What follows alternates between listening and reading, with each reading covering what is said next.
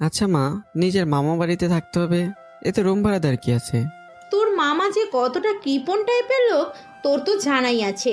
40 টাকা কেজি ভালো বেগুন রেখে 20 টাকা কেজি অল্প পোকা ধরা বেগুন কিনে আনে। বুঝতে পারছিস কতটা হার কৃপণ? কৃপণ দেখছি, কিন্তু মামার মতো এত কৃপণ জীবনও দেখিনি। সে সেখানে পচা বেগুন খাওয়া শুরু করলো। আজ 7 বছর পর মামার বাড়িতে পা রাখছি। দরজায় টোকা দিলাম।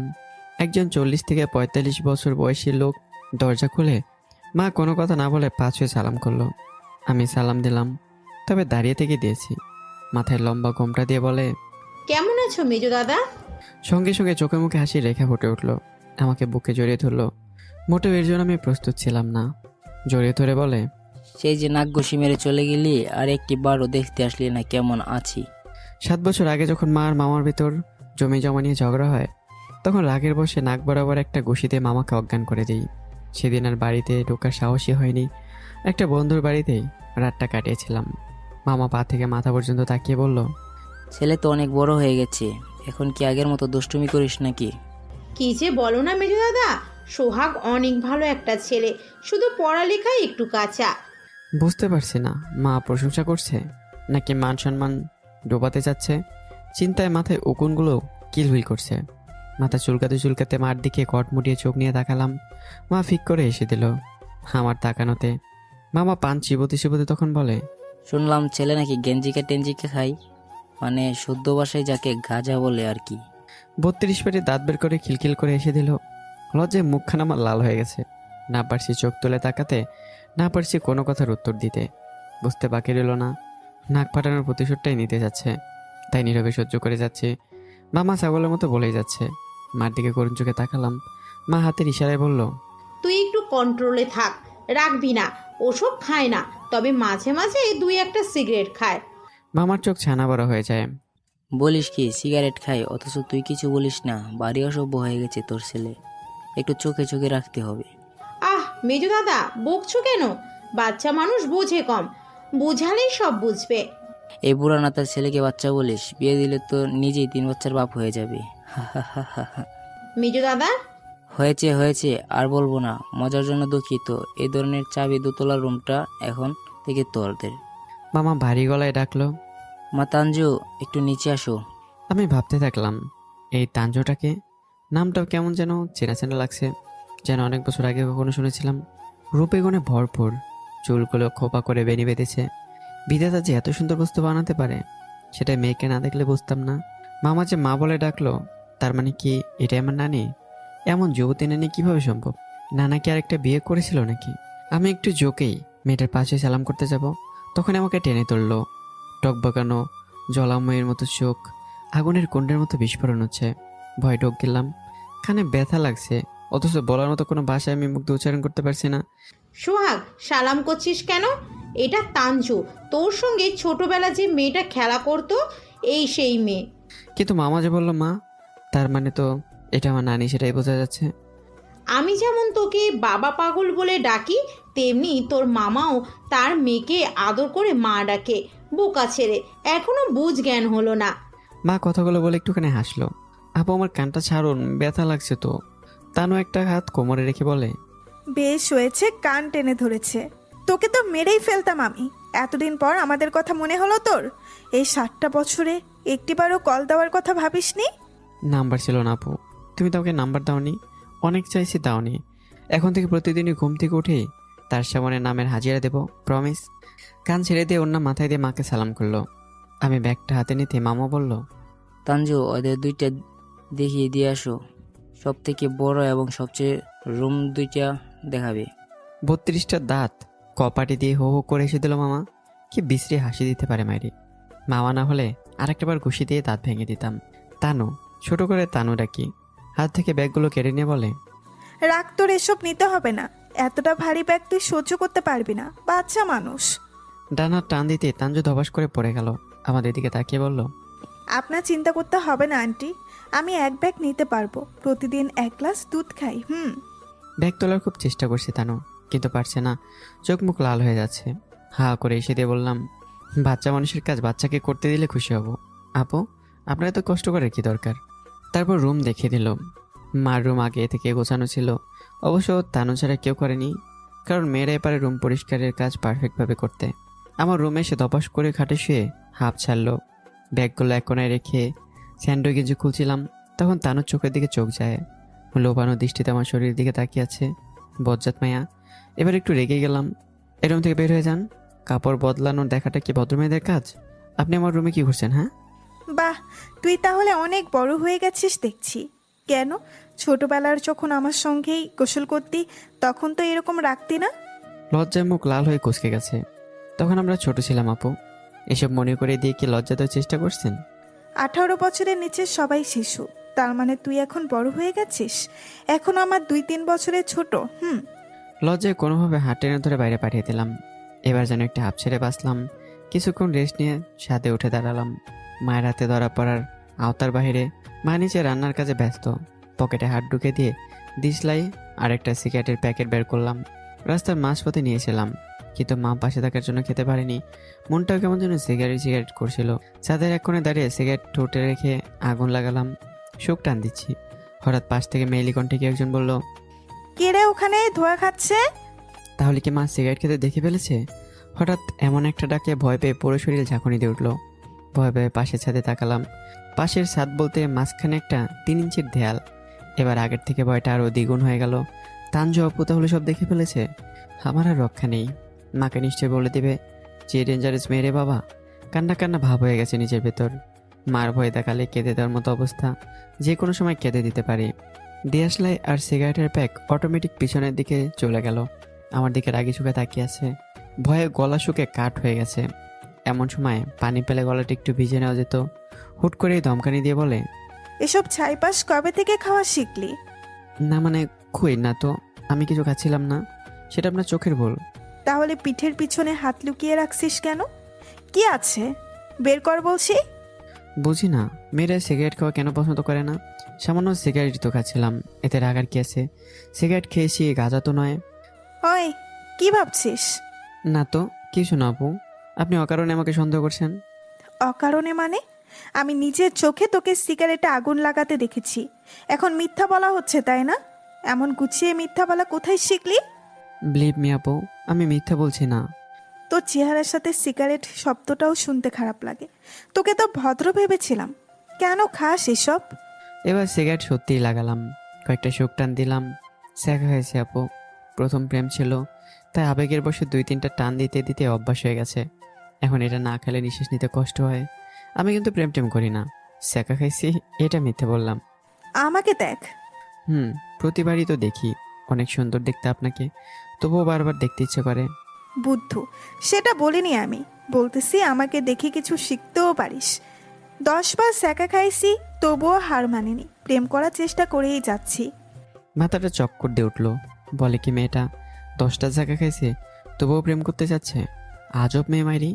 হ্যাঁ, 10টা শেখা। কিন্তু দুর্ভাগ্যের জন্য একটাও প্রেম হলো না, সব আমার টাকলো বাপের জন্য। কিভাবে যেন জেনে যায় প্রেম করতেছি। এসব প্রেম ভালোবাসা না করলেই নয় কি? স্বাধীনভাবে জীবনযাপন করুন, না থাকবে গার্লফ্রেন্ড বয়ফ্রেন্ডের হুকুম, একদম ফ্রি, যখন যেটা খুশি করুন। বুঝবি না রে, প্রেমের ভেতর একটা ফিলিংস থাকে, বুঝলি?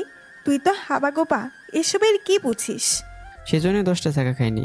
হাবা গবা হলে কি আর 10টা জায়গা খাইতাম নাকি? কি বললি? রাগি লোকে? কই না তো, কিছুই বলিনি, শুধু বলা মন থেকে ছেলে সব কিছুই সম্ভব। আচ্ছা, তুই আমার সঙ্গে প্রেম করবি? খুব মজা হবে, দেখবি। প্লিজ প্লিজ না করিস না। কাজিনদের ভেতর রিলেশন করতে নেই, এতে আত্মীয়দের ভেতর ফাটল ধরে, 2টা পরিবারের সম্পর্ক নষ্ট হয়ে যায়। 10টা করে আবার আসছে আমার সাথে করতে। কিচ্ছু হবে না, সব ব্যবস্থা আমি করিয়ে দিব। তুই শুধু আমার সঙ্গে প্রেম করবি। অন্য মেয়ের দিকে চোখ তুলেও তাকালে চোখ তুলে নিব। প্রেম করতে প্রথমে দুজনকে ভালোভাবে চিনতে হয়, বুঝতে হয়, মনের সাথে মনের সম্পর্ক তৈরি করতে হয়। এভাবে একদিনে কখনো প্রেম হয় না আপু।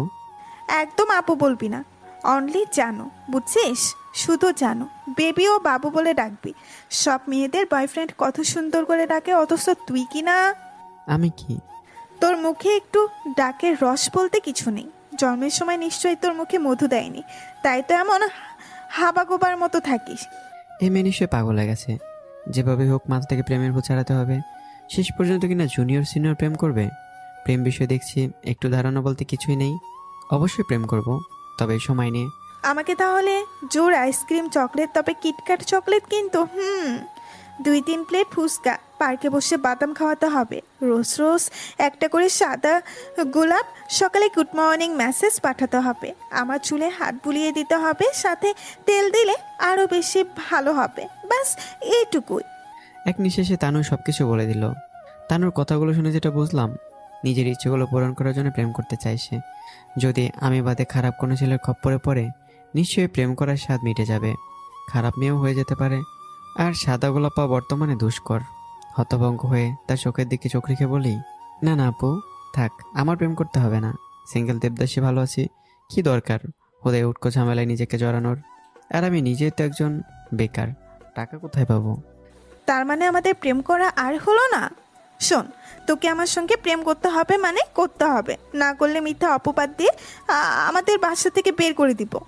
প্রেম না করার সঙ্গে বাসা না রাখার তো কোনো কারণ খুঁজে পাচ্ছি না। টাকা দিয়ে বাসা ভাড়া থাকে, বুঝেছেন, ফ্রিতে নয়। হোয়াট?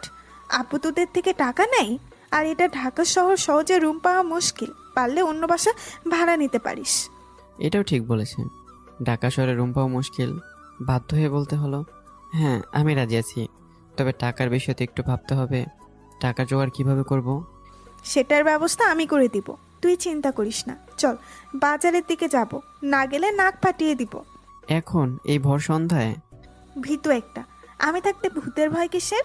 দেয়াল টুপকে পার হতে গিয়ে পা হড়কে পড়ে যায়, হাঁটুর একটু অংশ কেটে গেছে, সেখান থেকে রক্ত চুয়ে পড়ছে। আমি স্ট্যান্ড হয়ে দাঁড়িয়েছিলাম, এক ধমক দিয়ে বলে, কি দেখিস শাপলা, একটু তো হাত ধরে তুলতেও পারিস, নাকি দাঁড়িয়ে দাঁড়িয়ে দর্শকের মতো দেখবি? লজ্জায় লাল হয়ে একটা সুন্দর মেয়েকে স্পর্শ করব, বিষয়টা কেমন দেখাচ্ছে না? আমি পারবো না, লজ্জা করে আমার। চোখ দুহাতে আড়াল করে ধরেই বললাম। বেশ কিছুক্ষণ রাগে দৃষ্টিতে তাকিয়ে ভুরু বাঁকা করে তাকালো। তুই ছেলে না মেয়ে? তোর তো দেখি আমার থেকে বেশি লজ্জা, এমন একটা থাপ্পড় দেবো না, সব লজ্জা হাওয়ায় মিলিয়ে যাবে। পুরুষত্ব দেখানোর এটাই সময়। কোনো কিছু না ভেবে আবুকে কোলে তুলে নিলাম, দুহাতে গলা পেঁচিয়ে ধরেছে তানু। চোখে চোখ রেখে সিঁড়ির দিকে হেঁটে যাচ্ছি, হুট করে মাথাতে ভয় এসে মনোবলকে ভীতু করছে। আপু, এমন সময় যদি মামা দেখে ফেলে তখন কি করব? আমার তো খুব ভয় করছে। তানুর কণ্ঠে একরাশ ভালোবাসা খুঁজে পেলাম, জানি সে সত্যি আমাকে ভালোবাসে। আমাকে থামিয়ে দিয়ে ঠোঁটে তার আঙুল রেখে বলে, চুপ, একটা কথাও বলবি না। আব্বু দেখলে দেখুক, আমি বলে দিব তোকেই শুধু ভালোবাসে, এই মনো দেহ শরীরের প্রতিটা অঙ্গ, আমার পিচ্ছি রাজকুমার। আঙ্গুলটা আমার নিঃশ্বাস ভারী করে দিচ্ছে। ললিপপের মতো আঙ্গুলে চুমুতে ভরিয়ে দিতে ইচ্ছে করছে, কিন্তু ইচ্ছে করলেও সেটা আমার সাধ্যের বাইরে। আবু কাঁধে হাত রেখে আরেক হাত দিয়ে চুলগুলো খামচে ধরে ঠোঁটের সাথে আসার চেষ্টা করছে। গোলাপি কমলার মতো টসটসে রসালো ঠোঁট নিজেকে দুর্বল করে দিচ্ছে, পাগল করে দিতে ইচ্ছে করছে তার ভালোবাসায় সাড়া দিতে। ঠোঁট লাগিয়ে দিয়ে পাল্লা দিয়ে কিস করছে আপু। না আপু, এখন এসব করার ইচ্ছে নেই। আমি আপনাকে কাছে থেকে পেতে চাই, তবে এরকম নোংরা ভালোবাসার মাধ্যমে না। তানু যেন আমার ব্যবহার আরও মুগ্ধ হয়ে গেল, এক দৃষ্টিতে তাকিয়ে আছে আমার চোখের দিকে। চোখের অগ্নিগুলোকে জলকণা চিকচিক করছে, তবে সেই জলে কষ্ট না, চোখের কান্না খুঁজে পাচ্ছি। ভালোবাসার তার চোখে খুঁজে পাচ্ছি। লেপটে লুপটে গেছে লিপস্টিকগুলো, তবুও তার চেহারার সৌন্দর্য ফুরাচ্ছে না। বন্ধুরা, গল্পে নায়িকার নামটা চেঞ্জ করা হয়েছে, তানজুর পরিবর্তে নীলা দেওয়া হয়েছে। নীলাকে রুমে ঢুকে খাটের একটা কোণে দাঁড়িয়ে শুয়ে দিলাম। কোমরের নিচ থেকে ডান হাত দিতেই আমার শাটেল কলার চেপে ধরলো। তার ঠোঁট বরাবর আমার চেহারা, চোখ বন্ধ করে আমার কলার টানতে টানতে বুকের সঙ্গে জড়িয়ে ধরার চেষ্টা করছে। কোমর ঝাঁকিয়ে বুকের সঙ্গে মিশিয়ে নিল, ঠোঁট কামড়ে ধরলো। কোনো শব্দ বেরোচ্ছিল না, শুধু শব্দটাই বেরোচ্ছিল। কোনোভাবে ছাড়িয়ে নিয়ে বললাম, নীলা আপু, এখন সব করা কি খুব প্রয়োজন? আমাদের আগে বিয়ে হোক, তখন না হয়। আর তাছাড়া আমিও আনরোমান্টিক ছেলে। চুপ, আমাকে আপু বলবি না, আমি তোর আপু হতে চাই না, পারলে স্বামী বানিয়ে নেব। কলার টেনে বুকে চেপে ধরে ঠোঁটে ছোঁয়া পেতে চাই। হাতের মুঠি ঠোঁটে রেখে সেটা নয় মানলাম, তবে আমাদের ভালোবাসি কি মামা মেনে নেবে? আমাদের বংশের পরস্পরে আত্মীয়তার ভেতর বিয়ে কখনো মেনে নেয়নি। যদি আপনার সঙ্গে বিয়ে না হয়, আমার লাগানো দাগ নিয়ে কুড়ে করে মরবেন। আমি চাই না কোনো মেয়ের এভাবে চরিত্র নষ্ট হোক। নাক টিপে দিয়ে বলে, পিচ্ছিটা অনেক বড় হয়ে গেছিস, আমি রাজি থাকলে বিয়ে পর্যন্ত সম্পর্ক এগিয়ে নিয়ে যাব, আপুও কিছু বলতে পারবে না। এখন আমি উঠি, মামা দেখলে সর্বনাশ হয়ে যাবে। ঠোঁট মুছতে মুছতে নিজের রুমে ঢুকছিলাম, মা পেছন থেকে ডাক দিল। কোথায় গিয়েছিলি? না মানে মা, ছাদে গিয়েছিলাম একটু হাওয়া বদলের জন্য। থাক, মিথ্যা বলতে হবে না, তোর ঠোঁটে লিপস্টিকের দাগ কেন লেগে আছে? নীলার রুমে গিয়েছিলি? সন্ধ্যের চোখে মা বলল, আমার সত্যিকারের আম্মু কিন্তু আমার সাথে একদমই ফ্রি। না মা, আমি নীলাপুর রুমে কেন যাব? আমি তো ছাদে ছিলাম। আর কোথায় পেলে লিপস্টিক? হাতের এক কষায় লিপস্টিক মোছার চেষ্টা করলাম। মা ঠোঁটের এক কোণ থেকে আঙ্গুলে লিপস্টিকের দাগ লাগিয়ে আঙ্গুল সামনে রেখে ধমকানি দিয়ে বলে, এটা কি তাহলে? আমার সাথে মশকরা করিস? থাপ্পড় দিয়ে শিক্ষা দিয়ে দেব। সেই তোর বড় আপুর মতো। আর তুই কিনা সর্বনাশ করার জন্য উঠে পড়ে লেগেছিস? তোকে তো ভদ্র ভাবতাম, তুই তো এমন ছিলি না। বাচ্চাদের মতো চোখে চোখ ফেলতে ফেলতে নিজের রুমে ঢুকে বালিশ ভিজিয়ে দিচ্ছি। রাতে কিচ্ছু খাইনি। আমার কি দোষ? নীলাপই তো জোর করে। রাগটা এখনো কমেনি। দরজায় টকটক শব্দ হলো। ছিটকিনি খুলে দিতেই নীলাকে দেখে বললাম, কেন এসেছেন আপনি? আপনার জন্য এই প্রথমবার আমার মা আমাকে বকাঝকা করেছে। আজ থেকে আমাকে আর বিরক্ত করবেন না প্লিজ। খেয়ে নে, রাতে না খেলে শরীর খারাপ করবে তো। থালাটা ছিটকে ফেলে দিলাম। মা সামনে এসে দাঁড়ালো। নীলা মাকে জড়িয়ে ধরে মায়া কান্না শুরু করে দিল। নীলার মাথায় হাত বুলিয়ে দিয়ে বলে, আমি জানতাম না তুই আমার ছেলেকে এত ভালোবাসিস। কেন তোরা একে অন্যকে ভালোবাসলি? জানিস না আমাদের বংশ নিজেদের ভিতর বিয়ে করা অপরাধ? বিশ্বাস করো ছোট মামুনি, আমি সোহাগকে ছোট থেকেই অনেক ভালোবাসি। ওকে অনেক বোঝানোর চেষ্টা করছি কিন্তু বোঝেনি। সম্পূর্ণ ঘটনাটা শুনে আমি অবাক হয়ে গেলাম। মা থালা ভরে আবারও নিয়ে এলো আর বলল, মিজো দাদা এসব যেন না জানে। আমার ছেলেটা যেন কোনো ক্ষতি না হয়। পৃথিবীতে আপন বলতে ছেলেটাই আছে। আমি খাটে পা তুলে আরামে বসলাম। নীলা আমার সামনে বসে ডাল ভাত আমার মুখের সামনে ধরে হা করতে বলল। আমি ভুরু বাঁকা করে বললাম, হাত ধুয়েছিলেন? সাবান দিয়ে পরিষ্কারভাবে 2বার হাত ধুয়েছি তোকে নিজ হাতে খাওয়ানোর জন্য। এবার বড় করে একটা হাকর দেখি। আপনি অনেক কিপটা বুঝলেন। কেন? আমার আব্বুর মতো মোটেও কিপটা না। কিপটা হলে তোকে সব ভালোবাসা একদিনেই উজাড় করে দিতাম না। কিন্তু তুই তো ভালোবাসার অক্ষরও বুঝিস না। উহ, ডাল ভাত ভালো লাগে না, মাংস হলে ভালো হতো। এসব কেউ খাওয়ায় নাকি? হুম, এনেছি তো, ফ্রিজে তুলে রেখেছিলাম, তুই আসলে খাওয়াবো সেই জন্য। এবার খুশি তো? টিফিন বক্স খুলে দেখালো। সম্পূর্ণ দিয়েন না, মার জন্য নিয়ে যাব। আমাকে কখনো ভালোবাসলি না জানিস। তোকে নিয়ে কত স্বপ্ন দেখি। আমাকে নিজ হাতে খাওয়া। নীলাকে আর কিছু বলতে দিলাম না। মুখে এক টুকরো মাংস তুলে দিলাম। আমার দিকে এক মনে ধ্যানমগ্ন হয়ে তাকিয়ে আছে। তুড়ি দিয়ে বলি, খালি পেটেই থাকবো নাকি? মুখ তো ব্যথা হয়ে গেল হা করে থাকতে থাকতে। ও হ্যাঁ, সরি, মনে ছিল না। নীলা খাইয়ে দিয়ে চলে গেল। রাতে ঘুমানোর সময় কখনো ছিটকিনি লাগাইনি।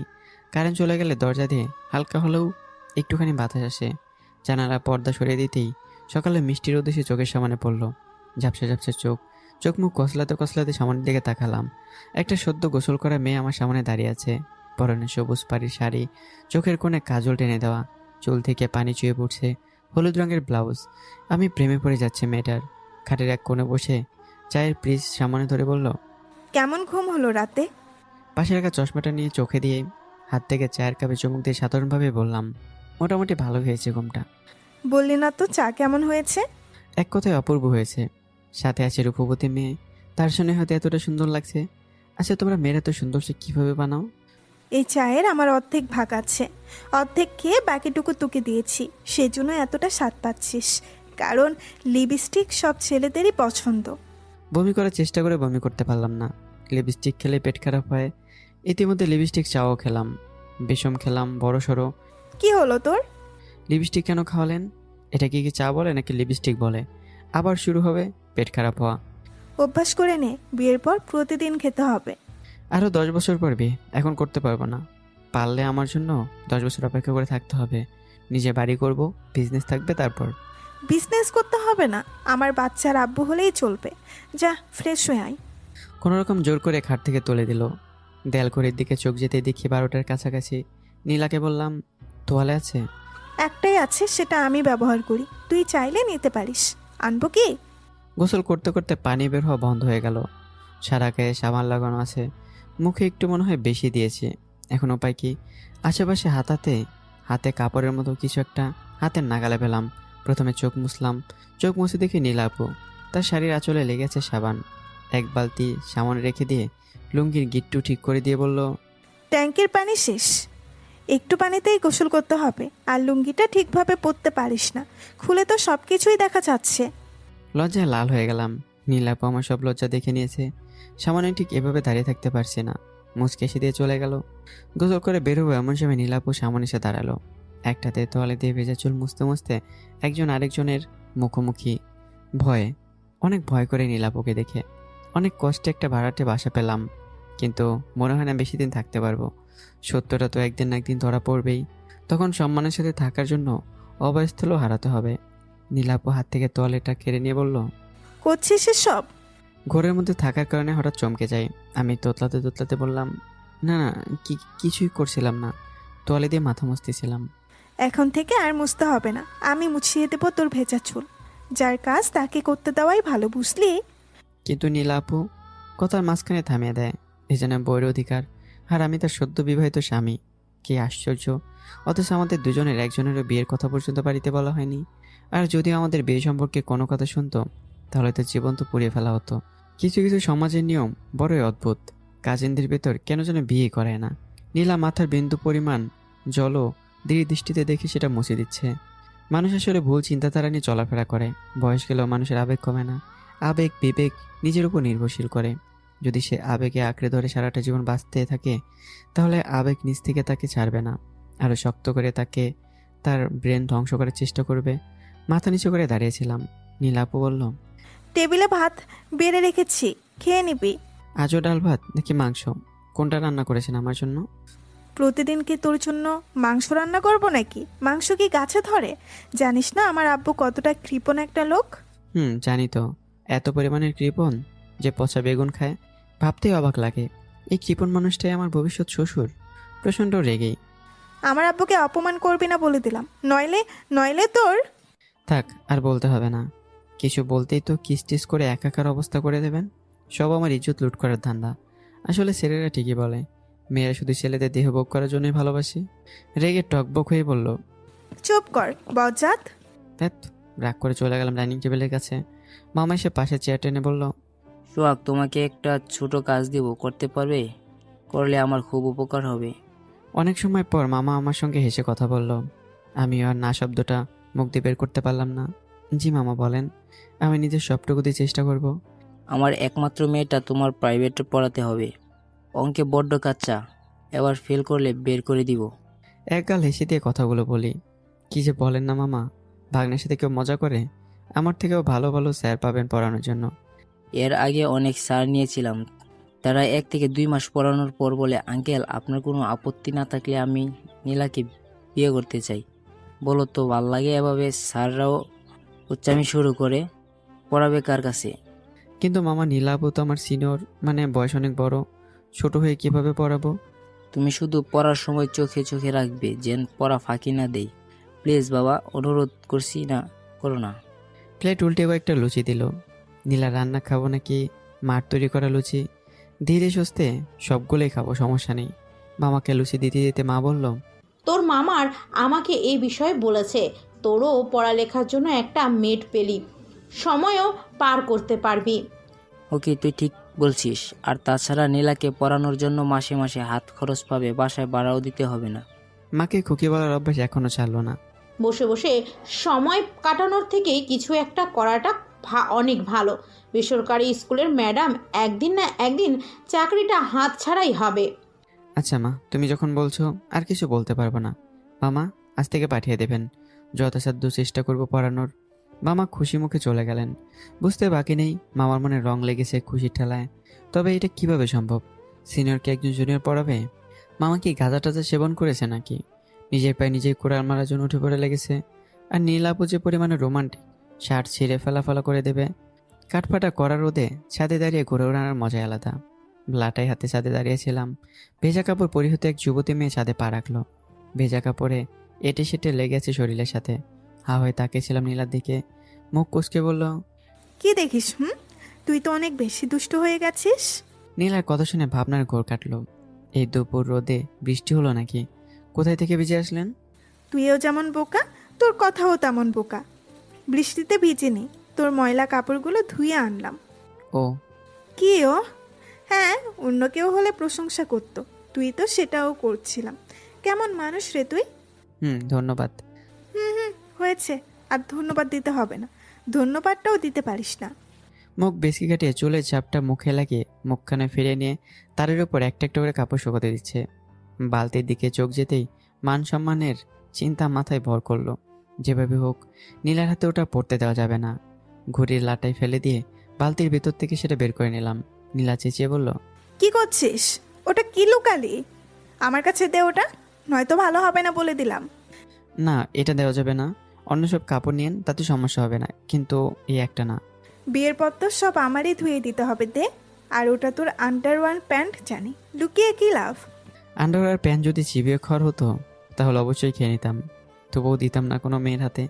তোতলাতে তোতলাতে বললাম, সেটা না হয় বিয়ের পরই পাওয়া যাবে, এখন এটা ধোয়ার দায়িত্ব শুধু আমার। পিঠের পেছনে হাত লুকিয়ে রাখলাম। নীলাপু হাত থেকে নেওয়ার জন্য কত এনে চেষ্টা করছে। আকাশ বরাবর হাত তুলে ধরলাম, পারলে ধরে দেখা সাথ।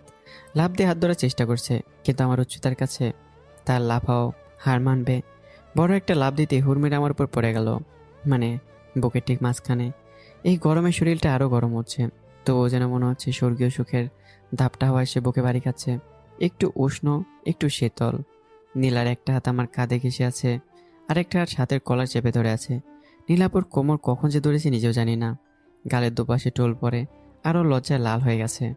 আর আমি সেই টোল পরে মুখের দিকে তাকিয়ে আছি, অপরূপ দেখাচ্ছে। এমন একটা মেয়েকে কেন যে আপু বলে ডাকি? কেন আমরা মামাতো ভাই বোন হলাম? বয়ফ্রেন্ড গার্লফ্রেন্ড হয়ে কেন পৃথিবীতে পা রাখলাম না?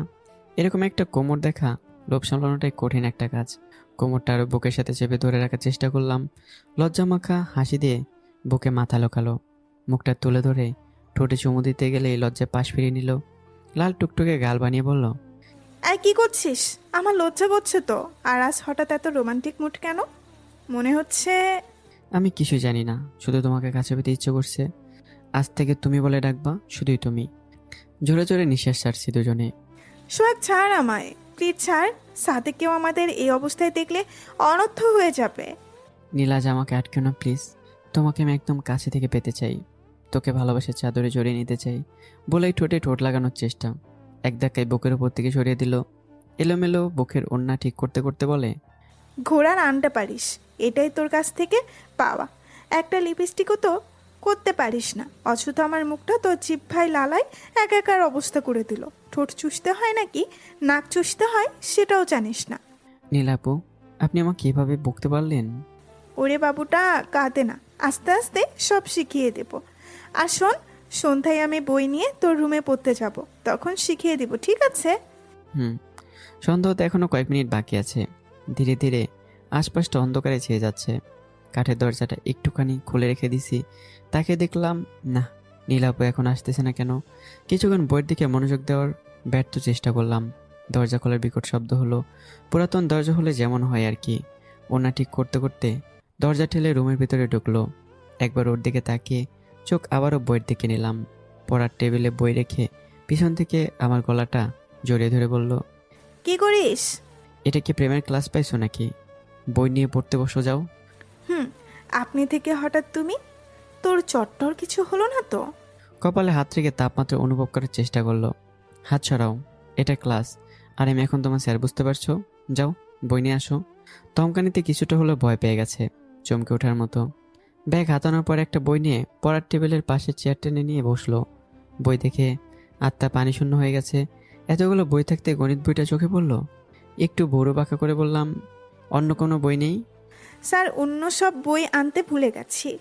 কেন, গণিত পড়ালে সমস্যা কি? গণিত? আমি কি গণিতে স্যার নাকি? খাটে বসে অন্য বিষয়ে পড়তে বসো, আমি একটু পড়তে বসি। মুচকে হাসতে হাসতে খাটে গিয়ে বসলো। ফ্যানটা চালিয়ে দিল। ঝাপটা বাতাসে চুলগুলো এলোমেলো করে দিচ্ছে। বারবার কানের পেছনে গুঁজে দেওয়া অসহ্য লাগে নীলা আপুর কাছে। মাঝে মধ্যে পেন্সিলে আলতো করে কামড় বসে কি যেন ভাবছে। তখন একটা ইনোসেন্ট লাগছিল, নিজেই মুগ্ধ হয়ে যাচ্ছি। লোকে বলে বয়স পার হলে নাকি ভালোবাসাও কমতে থাকে, কিন্তু আমার কাছে একটাবারও এমনটি মনে হয়নি। কল্পনাতে চিন্তা করিনি। ভালোবাসি অনেক, শুধু মুখ ফুটে প্রকাশ করতে পারি না। সিগারেট লাগিয়ে কয়েকটা টান দিতেই নীলাপু চেঁচে বলে উঠল, এই এই কি করছিস? তুই তো ডাকাত, আমার সামনে বসে সিগারেট খাস, ভয় করে না তোর? যদি তোর মাকে বলে দেই তাহলে? টেবিলের এক কোণে জ্বলন্ত সিগারেট রেখে দিয়ে বললাম, মাকে বলবে? বলো। কি বলে আমি একটু শুনি। কথাটি বলে হা হা করে এসে দিলাম। চেঁচিয়েই বলল, আন্টি, আন্টি আপনার ছেলেকে দেখে যান, সিগারেট খাচ্ছে। দাঁড়া দেখাচ্ছি মজা। অপরাধ করে আবার বলিস বলে দিতে। পাশের রুম থেকে মা বলে উঠল, সিগারেট খেলেই চরিত্র খারাপ হয় না বুঝলি? সিগারেট তো তোর বাবাও খেত, এখনও খায়। কই, আমি তো কিছু বলিনি। কপালে হাত রেখে বলে, হাই কপাল। হ্যাঁ হ্যাঁ, ভালো কাজ করেছ। ছেলেকে আদর দিতে দিতে মাথায় তুলে রাখছো। যা করার নিজেরই করতে হবে। নীলাপুর সামনে বসে পড়লাম। দেখি কি লেখলা এতটা সময় রাবার দিয়ে ঘষাঘষি করে। হাত থেকে খাতাটা কেড়ে নিলাম। ভয়ে ভয়ে এটে সেটে হাঁটু মুড়ি দিয়ে বসে আছে। খাতা প্রথম পৃষ্ঠে লেখা, ভালোবাসি আমার পিচ্ছি ছাড়টাকে। রাগনি নীলাপুর দিকে তাকে এসে দিলাম। এক নিমিষে গলা জোরে ধরে বাচ্চাদের মতো গালে চুমু দিল। গাল পরিষ্কার করতে করতে বললাম, এসব কি শুরু করলেন? পড়ার সময় তো একটু মনোযোগ দিতে পারেন। ধাক্কা দিয়ে ফেলে দিল খাটের ওপর। বুকের উপর উঠে বসলো। একটুখানি ঝুঁকে আছে মুখের ওপর। চুলগুলো খোলা রাখার জন্য নাকে চোখে সুরসুরি দিচ্ছিল। চোখে মুখে শয়তানি হাসির আওয়াজ। আপু ঠোঁটের উপর আঙ্গুল রেখে নিজের একটা ঠোঁট কামড়ে ধরে বলে, চুপ। ক্লাস তো অনেক নিয়েছিস, আজ তোকে রোমান্টিক ক্লাস করাবো ছাত্রী হয়ে। ভালোবাসা কত প্রকার এবং কি কি কিভাবে ভালোবাসতে হয় বর্ণনা সহকারে। কিছু বুঝে ওঠার আগেই আমাকে চুলের ভিতর লুকিয়ে নিল। ঠোঁট দুটো এক করে দিল। আমি ধীরে ধীরে হারিয়ে গেলাম তার ঠোঁটের উষ্ণ স্পর্শের ছোঁয়ায়। জোরে জোরে কয়েকটা নিঃশ্বাস ছেড়ে কথাগুলো দুজনেই বলি। চুলগুলো মাঝে মাঝে হাত দিয়ে ঠিক করে দিচ্ছি। নীলাপুকে বুকের উপর থেকে নিয়ে নিলাম। মাথাটা এখনো ঝিমঝিম করে ব্যথা করছে। উষ্ণ ঠোঁটের মায়াবী ভালোবাসার ছোঁয়ায় নেশা লেগে গেছে। চুলগুলো খামচে ধরে ঠোঁটের কোণে একটা কিস করে বললাম, নীলাপু এটা কি ছিল? তোর প্রতি আমার ভালোবাসা, এটাকে বলে ভালোবাসার আদর। কেন, তোর ভালো লাগছে না বুঝি? বুকে ধাক্কা দিয়ে ফেলে দিল। দপাস করে বালিশের উপর চিত হয়ে পড়ে গেলাম। এলোমেলো চুলের ঝাপটা দিয়ে চলে যেতে যাচ্ছে নীলাপু। অবস্থায় বা হাত ধরে টান দিয়ে বুকে জড়িয়ে ধরলাম। ভালোবাসা নেশা মাতাল হয়ে আধো আধো কণ্ঠে বললাম, প্লিজ আর একটু। কপালের সঙ্গে কপাল টেকে দোগালে হাত রেখে এক ফালি মাইপে হাসি দিয়ে নিচের ঠোঁটে কামড়ে ধরলো। ঠোঁটগুলো টেনে লাগালো। হাঁপাতে হাঁপাতে ভারী গলায় বলল, ওহ সোহাগ, আই লাভ ইউ। আমাকে কখনো ধোকা দিবা না তো? আমি তোকে সারাটা জীবনে আপন করে পেতে চাই। ভালোবাসি তোমায়, খুব ভালোবাসি। চুল মুঠিতে খামচে ধরে আদর করতে লাগলো, ঠোঁটে ঠোঁট রেখে। এটার জন্য আমি একেবারে প্রস্তুত ছিলাম না। কি করবো ভেবে পাচ্ছি না। নীলা নিজের ঠোঁট দিয়ে আমার নিচের ঠোঁট চেপে ধরলো। তারপর শুরু হলো রোমান্টিক অত্যাচার। আমার চুলগুলো খামচে ধরে আছে নীলাপু। চোখের পাতা বন্ধ করে উপভোগ করছি। উপভোগ করা ছাড়া অন্য কিছু তো আর করতে পারছি না, কারণ এখন নতুন প্রেমের ক্লাস শিখতে একটু অসুবিধা হবেই। হঠাৎ বুঝতে পারলাম আমার ঠোঁট থেকে লাল কিছু একটা বেরোচ্ছে। অবশ্যই লিপস্টিক না। নীলাপু গোলাপি লিপস্টিক ছাড়া অন্য কোনো লিপস্টিক ব্যবহার করে না। তাহলে কি রক্ত? ঠোঁটে হাত রেখে দেখলাম হাত রক্তে মেখে গেছে। নীলা কাঁদো কাঁদোভাবে বলল, সোহাগ, তোমার কিছু হলো না তো? ইস, আমি শুধু রাক্ষসীর মতো তোমার ঠোঁট কামড়েই যাচ্ছিলাম। মেয়েটা আরেকটু হলে কেঁদে দিবে এমন অবস্থা। আমাকে দুই ছাড়া কখনো কিছু বলতে না। আর আসলে তুমি। চুলগুলো মুঠিতে ধরেই ঠোঁটে চুমু দিতে দিতে বললাম, তোমার ওই ঠোঁটের আদর পেলে সব কিছু ঠিক হয়ে যাবে। পাগল হতে হবে না। হাত চাটকা দিয়ে সরিয়ে দিয়ে দূর দিয়ে স্যাবলন আনলো। ঠোঁটে স্যাবলন লাগিয়ে দিচ্ছে। উফ, ব্যথায় হালকা কুকিয়ে উঠলাম। একদম নড়াচড়া করবি না। ইস, কতটা কেটে গেছে। তবুও একবার বলার প্রয়োজন মনে করলি না। আমি কত খারাপ মেয়ে, কিভাবে তোর ঠোঁট কামড়ে রক্ত বের করে দিছি, তাই না? কোলে বসে আছে, কোমর পেছিয়ে ধরেছিলাম তখন আমি। মাথায় দুষ্ট বুদ্ধি ভর করলো। কোমরে একটা চিমটি কাটলাম। বলে চোখ রাঙিয়ে তাকিয়ে বলল, তুই কি একটু ভালো হবি না? সারাটা জীবন এভাবে শাসন করতে পারবো না। খিলখিল করে এসে দিলাম। স্যাবলন লাগানোর কিছু সময় পর আমি নীলাপুর হাত মিলে দিয়ে শুয়ে রইলাম বেশ কিছুক্ষণ। সিলিং ফ্যানের দিকে তাকিয়ে বলি, নীলাপু, আজ আমার জীবনের শ্রেষ্ঠ একটা দিন ছিল, যা আমি কখনোই বলতে পারবো না। আচ্ছা, তুই সবসময় আপু আপু করিস কেন? নীলা বলে ডাকলে সমস্যা কি? কিছুক্ষণ ভাবতে ভাবতে বললাম, ভাবার বিষয়ে। আপনি আমাকে কেন তুই করে ডাকেন? কারণ আমি তোর সিনিয়র, তাই। আর বাকিটা জীবন তুই বলেই ডেকে যাব।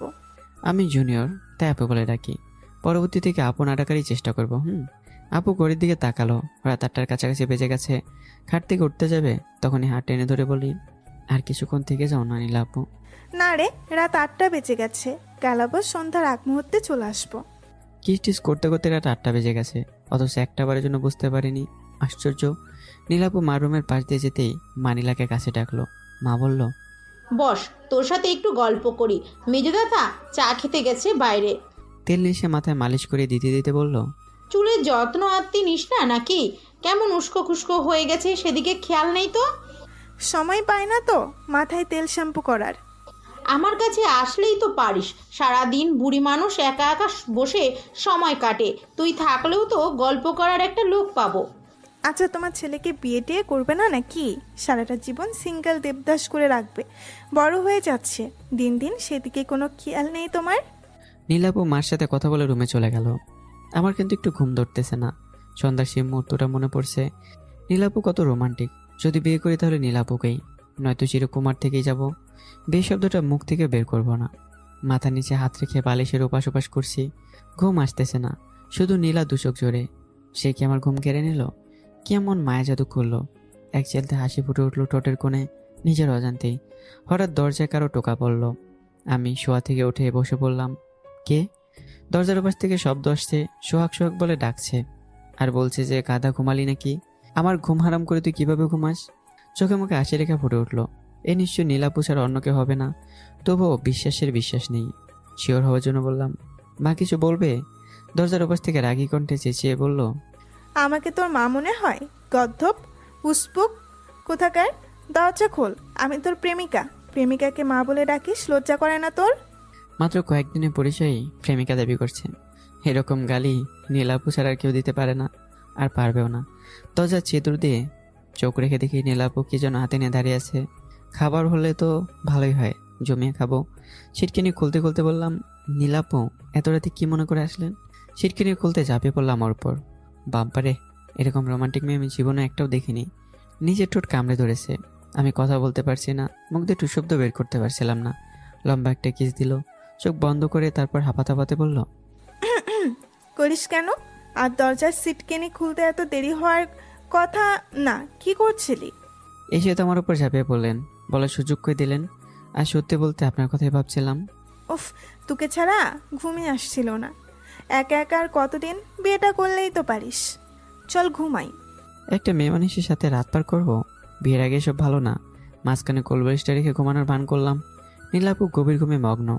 একটা চাদর আর বালিশ নিয়ে ফ্লোরে ঘুমিয়ে পড়লাম। দেখতে খুব সুন্দর হলেও নাক ডাকার অভ্যাসটা পছন্দ হলো না। বিয়ের পর সব ঠিক হয়ে যাবে। মাঝরাতে ঘুম ভেঙে গেল। প্রচণ্ড জোরে হিসু। কি বদ অভ্যাস, মাঝরাতেই কেন পেতে হবে? নীলাপুকে বাধ্য হয়ে ডাকতে হলো, আপু ইয়া পড়ো না। চোখ মুখ ডলতে ডলতে আমার দিকে মৃদু হেসে বলল, আসো বুকে আসো সোনা। ঘুম আসতেছে না বুঝি? আমাকে জড়িয়ে ধরলে ঘুম এমনিতেই আসবে। আসো।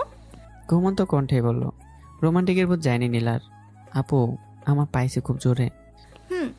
আমারও খুবই ভালোবাসা পাইতে ইচ্ছে করছে। হিসু পাইছে আপু, হিসু। টেবিল ল্যাম্পের কাছে হাতাতে হাতাতে একটা হ্যান্ড টর্চ লাইট নিয়ে বলল, চল। খুশির ঠালায় মনের মধ্যে রঙের ছিটা লাগছে। নীলাপু আপনি অনেক ভালো। বিয়ে আমি আপনাকেই করব, যদি করি। কারণ আমার মাঝরাতে বাথরুমে যেতে ভয় করে। নীলাপুর মনে একটু রাগ হলো না, বরঞ্চ খুশি হয়েছে। আমি নীলাপুকে শুধু জীবনসঙ্গী হিসেবে চাই না, তাকে আমি সারাটা জীবনের জন্য বাথরুমে যাওয়ার জন্য হলেও লাইট ধরার দায়িত্ব দিতে চাই। লাভ ইউ আপু। তুই ভেতরে যা, আমি দরজার কাছে দাঁড়িয়ে আছি। বুঝলেন আপু, দিনের আলোতে একটু ভূতের ভয় করে না, রাতে যতটুকু ভয়। এই বুড়া বয়সেও তোর ভূতে ভয় করে? বড় হবে কি করে? যাই হোক, তোকে যখন ভালোই বেসেছি, ভূতের ভয় দূর করার জন্য উপায় ঠিকই আছে। যা করার তাড়াতাড়ি করে নে। নীলাপুকে জড়িয়ে ধরলাম। সে বলল, কি করছিস ছাড় বলছি। বাবা আপু, আপনি তো বললেন যা করার করে নে তাড়াতাড়ি। রুমে আয়। আপু একা রেখে যায় না, ভয় করে। হাতটা চেপে ধরল নীলাপু। সত্যি এমন একজন মানুষ বা ভাগ্যের ব্যাপার। বলছিলাম সাথে থাকতে, আর সে আমার ভয় দূর করার জন্য হাতটাই শক্ত করে চেপে ধরলো। আমার দিকে না তাকিয়ে বলল, ভয় করিস না, আমি আছি। আর আমি থাকতে ভূত তো দূরের কথা, পেতনিও ধারে কাছে আসবে না। মেয়ে সব কিছুর ভাগ দিলেও মনের মানুষটার ভাগ কাউকে দিতে চায় না। যেমন নীলাপু একটা উদাহরণ। ফ্লোরে ঘুমাতেই নীলাপু চেঁচিয়ে বলল, কি করছিস? নিচে কেন ঘুমাচ্ছিস? আস্তে কথা বলেন আপু, পাশের রুমে মামা ঘুমাচ্ছে, জেগে গেলে কেলেঙ্কারি হয়ে যাবে। এবার সে ধীরে আসতেই বলল, নিচে কেন ঘুমাচ্ছিস? আমি চাই না চরিত্রে দাগ লাগুক। যেদিন আপনাকে 3 বার কবুল বলে বিয়ে করতে পারবো, সেদিন হয় আপনার সাথে একটা খাটে ঘুমাবো। আশ্চর্য হয়ে তাকিয়ে রইল, আর ভরু কুসকে বলল, নিচে ঘুমাচ্ছিস কেন? একসাথে ঘুমানোর জন্য আইসি তোর রুমে। আচ্ছা ঠিক আছে, নিচেই ঘুমাবো তোর সাথে। বিয়ের আগে সব লুটপাট করে নেবে দেখছি। এটা কিভাবে সম্ভব? আমি ছেলে, আপনি মেয়ে। বিয়ের আগে কখনো এমনটা করা উচিত না। শোন, বেশি কথা বলবি না। ঘুমাবো মানে ঘুমাবো।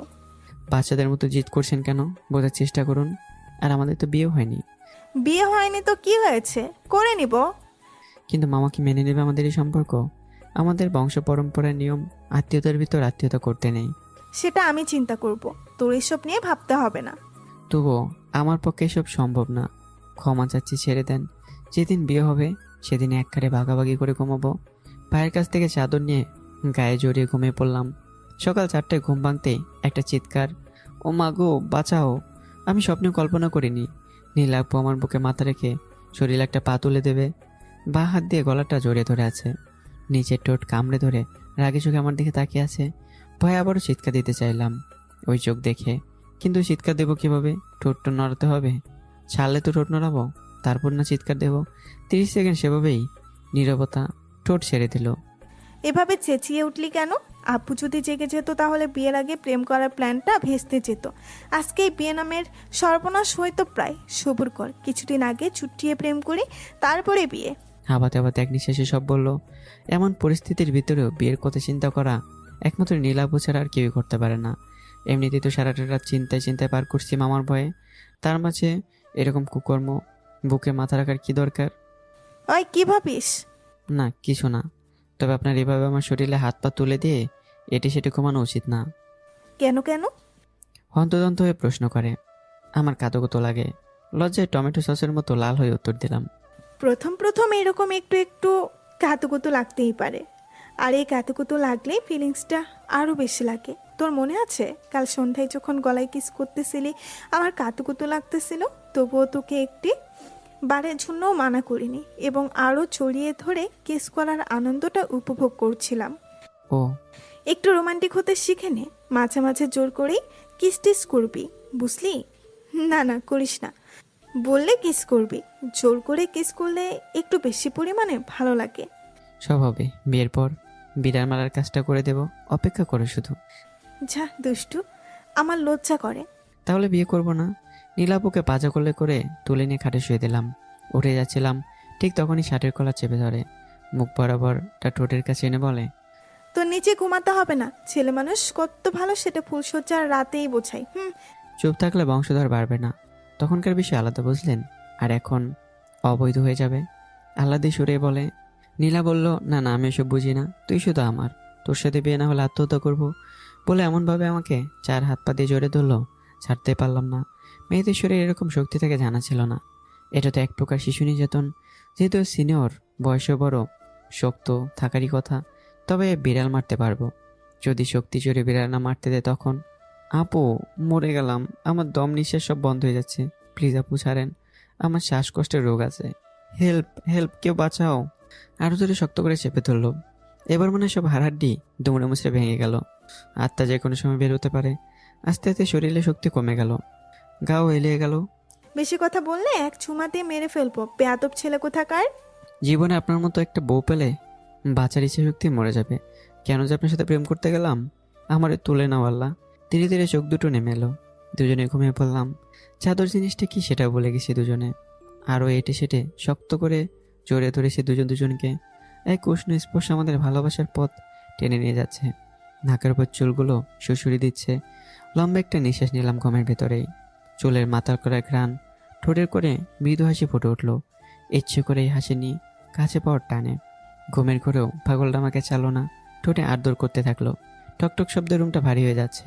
আমার ঠোঁট দুটো হয়তো তার খুব পছন্দের একটা অংশ, যেটা তাকে বারবার কাছে টানে, অথবা আমাকে রোমান্টিকভাবে উত্তেজিত করার জন্য। কিন্তু কেন? আমার ঠোঁট সিগারেটের ধোঁয়ায় কালো রঙের মতো পড়ে চারখার হয়ে গেছে। ঘুমের ভেতরে বলে উঠলাম, নীলাপু কি করছেন? সে শুধু ঠোঁট ঝাঁকিয়ে দিয়ে বলে, ওই Sohag, I love you, I really love you. ঠোঁটের সাথে ঠোঁট চেপে ধরলো। অথই সাগরে ঢের মতো বাঁচতে থাকলাম। না, আমার ভালো লাগছে অনেক। অন্য পাশ ফিরে ঘুমাতেই জড়িয়ে ধরলো পিছন থেকে। গভীর ঘুমে দুজনে আচ্ছন্ন। ঠকঠক শব্দ শুনে নীলা দরজা খুলে দিল। ঘুমের নেশায় বুঝতে পারলো না যেটা কার রুম ছিল। দরজা সিটকিনি খুলে দিতেই গোমাতাল কণ্ঠে বলে, এত ভোরে কি বিরক্ত করতে আসলো? চোখ মুখ ডলতে ডলতে তাকালো দরজার সামনে। ধীরে সিস্তে চোখ ঝাপসা থেকে পরিষ্কার হতেই নীলাপু কাদো কাদো অবস্থা হয়ে গেল। সামনে আমার মা দাঁড়িয়ে আছে। চোখ মুখের রাগান্বিত ভাব দেখে বোঝা যাচ্ছে আজ হয়তো আমাদের দুজনের কারণ স্থান নেই। দুজনকে আলাদা করে দিতে পারে, অথবা ভাড়াটে বাসা বদলাতে পারে। নীলাপও বাচ্চাদের মতো কেঁদে দিল। মা রাগ নিয়ে বলে, তোদের কি একটু লজ্জা করলো না বিয়ের আগে এক খাটে ঘুমানোর? থাক, আমাকে আর আন্টি বলে ডাকতে হবে না। নীলাপও আতকে আতকে কথা বলে। আ আ তুই কি আমার ছোট ছেলেটাকে মেরে ফেলতে চাস? তোর বাবা এই এলাকার একজন মুরব্বী, সবাই তাকে সম্মান করে, তার কথায় সবাই উঠে আর বসে। মা আঁচল মুখে চেপে ধরে কেঁদে দিয়ে বলে। নীলাপও কাঁদতে কাঁদতে চলে যায়। সারা বেলা কাঁদে নীলা। ঘুম থেকে উঠে দেখি পাশে নীলাপও নেই। মৃদু হেসে বললাম, পাগলিটা পাগলি থেকে গেল। সকাল হইতে নিজের রুমে দৌড়, অথচ রাতে কত রোমান্টিক। মা উঠোনে বসে লাউ কাটছে। ব্রাশ করতে করতে সেখানে দাঁড়াতে মা বলল, আবেগের বসে কোনো ভুল কাজ করিস না, যেটা করলে আমার মান সম্মান থাকবে না। মার কথার মানে কিছু বুঝলাম না। ব্রাশ মুখে মার দিকে তাকিয়ে থেকে বেশ কিছুক্ষণ পর উত্তর দিলাম, মা কাকে বলছো? তোর এখন একটু হলেও বোঝার বয়স হয়েছে, কথাটা শুধু মনে রাখলেই চলবে। শাড়ির আঁচল থেকে 2,000 টাকা হাতে ধরিয়ে দিল। বুঝতে পারছি না আজ হঠাৎ মার আচরণের পরিবর্তন। টাকা দিল, কারণটা কি? মাইটে কিসের টাকা? নীলাকে নিয়ে ঘুরে আয়, মেয়েটা ফুচকা খেতে খুব ভালোবাসে, তবে সাবধানে থাকবি, মেজদা দেখলে অনর্থ হয়ে যাবে। খুশিতে আমি আত্মহারা হয়ে ছুটে গেলাম নীলাপুর রুমে। দরজায় নক করেও কিছু হলো না। দরজার উপর নিজের কান চেপে ধরলাম। হ্যাঁ, কেউ একজন হু হু করে কান্না করে যাচ্ছে। সে যেন থামার কোনো নামগন্ধ নেই। বাড়ি থেকে বললাম, নীলাপু, ও নীলাপু কলেজ যাবে না? কাঁদতে কাঁদতে এক কথার জবাব দিল, না যাবো না, তুই যা। সত্যি আপু, আমাদের আজ কিন্তু শেষ দেখা। ভাড়াটে বাসা বদলাতে হচ্ছে। শেষবারের মতো দেখাও করবে না? দরজা খুলে সোজা এসে আমার বুকে জড়িয়ে ধরে কেঁদে দিল। অতঃপর চোখের জল ফেলতে ফেলতে বলে, তুই আমাকে ছাড়া থাকতে পারবি? মাথায় হাত বুলিয়ে দিয়ে কপালে একটা চুমু দিয়ে বলি, মিথ্যে বলেছি। চোখ লাল করে তাকিয়ে বলল, তুই থাক, আমি রুমে গিয়ে তৈরি হয়ে আসতেছি। 5 মিনিট, একসাথেই যাব। প্রায় 1 ঘন্টা হয়ে গেল, কিন্তু 5 মিনিট শেষ হবার নামগন্ধই নেই। দাঁড়িয়ে থাকে একটা পা ব্যথা হয়ে গেছে। বিরক্ত হয়ে নীলাপুকে বলি, আমি চলে গেলাম আপু, লেট হয়ে যাচ্ছে। এত দেরি হলে ক্লাস করতে পারবো না। থাম, আসতেছি। হিজাব মেকআপ নিয়ে পরিমাণের মতো সুন্দর হয়ে আমার সামনে দাঁড়িয়ে নাচতে নাচতে বলল, দেখ তো কেমন লাগছে দেখতে আমাকে। একটা কথা বলি আপু, মন খারাপ করবে না তো? বল। আর সব সময় আপু আপু বলে ডাকবি না, আমার শুনতে খারাপ লাগে। ঠিক আছে, ডাকবো না। তবে গালে হাত দিয়ে ভাবতে থাকলাম, তবে কি? আপনাকে মেকআপ ছাড়াই সুন্দর লাগে। এত মেকআপ না দিলেও পারতেন। বেশি কথা বলিস না, চল। বলে হাত ধরে টানতে টানতে নিয়ে গেল। রিক্সার পাশাপাশি বসে আছি। প্রচুর গরম লাগছে। গরম লাগার কারণটা হলো নীলা। হাতের ভেতর হাত ঢুকিয়ে এটে সেটে পাশাপাশি বসে আছি। আর মাঝে মাঝে রাস্তায় ভিড় থাকলে রিক্সা জায়গা নিতে ভয় পাওয়ার অজুহাত দিয়ে জড়িয়ে ধরছে। ছাড়তেই চাইছে না জড়িয়ে ধরলে। আচ্ছা আপু, রিক্সাওয়ালা একজন মুরব্বী, তার সামনে এভাবে জড়িয়ে ধরলে লজ্জা করে না একটু? রিক্সাওয়ালা খিলখিল করে এসে দিল। আমি আশ্চর্য হয়ে বললাম, চাচা মিয়া, হাসার কারণটা কি জানতে পারি? করেন আর করে দুটোর মধ্যে পার্থক্য হলো বড় আর ছোট। বড়দের আপনি বলা হয় আর ছোটদের তুমি। তো তার মানে বৌমা তোমার বয়সে বড়? দুজনে হাসতে শুরু করে দিল। মাঝখানে আমি লজ্জায় পড়ে পায়ের দিকে মাথা নিচু করে তাকিয়েছিলাম। নীলাপু জোরে গালে হাত দিয়ে বলল, এটা আমার পিচ্ছি পর, অনেক ভালোবেসে দুজনে বিয়ে করেছি। কি আশ্চর্য, নীলাপুকে বিয়ে করলাম কখন? তবুও লোক সমাজে বলে মান সম্মান ডুবাচ্ছে। নীলাপু জাপটে বুকের সাথে জড়িয়ে ধরে আছে। চোখ তুলে তার দিকে তাকাতেই ছেড়ে দিয়ে বলল, তাকিয়ে আছিস কেন? রিক্সা ভাড়া দে। আর শোন, বেশি দিবি ভাড়া। রিক্সাওয়ালা প্রশংসা করায় মনে হয় একটু বেশি খুশি হয়েছে নীলাপু। হতাশা ভরা কণ্ঠে বলি, আপু, আমার কাছে তো ভাঙতি টাকা নাই। 1000 টাকার নোট সব পার্স খুলে ভাড়া দিল। যা ভেবেছিলাম তার থেকে একটু বেশি ভাড়া দিয়েছে। নীলাপু আগে আগে হাঁটা ধরলো। দৌড়ে গিয়ে তার পায়ের গতির সাথে নিজেকে মানিয়ে নিয়ে হাঁটতে শুরু করলাম। নীলাপু, কি হলো, রাস্তায় এত কথা বলিস কেন? আপু আপু করে মাথা খাচ্ছিস কেন? অন্য কোনো ডাক কি মুখে আসে না?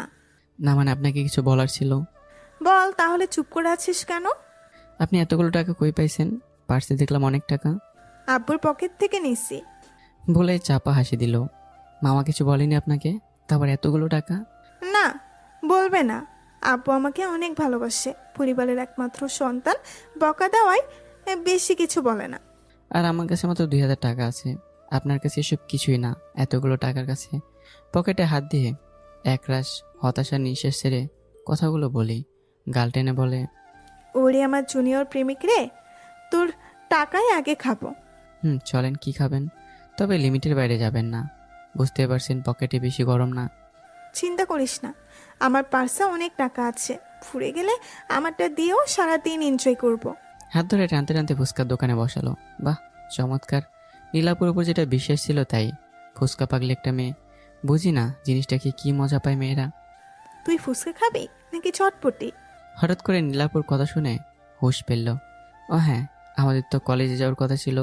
রাখ তোর কলেজ, একদিন না গেলে কিছুই হবে না। অনেক বছর পর তোকে নিয়ে একটু ঘুরতে আসলাম, কোথায় একটু এটা সেটা তুলে খাওয়াবি তা না।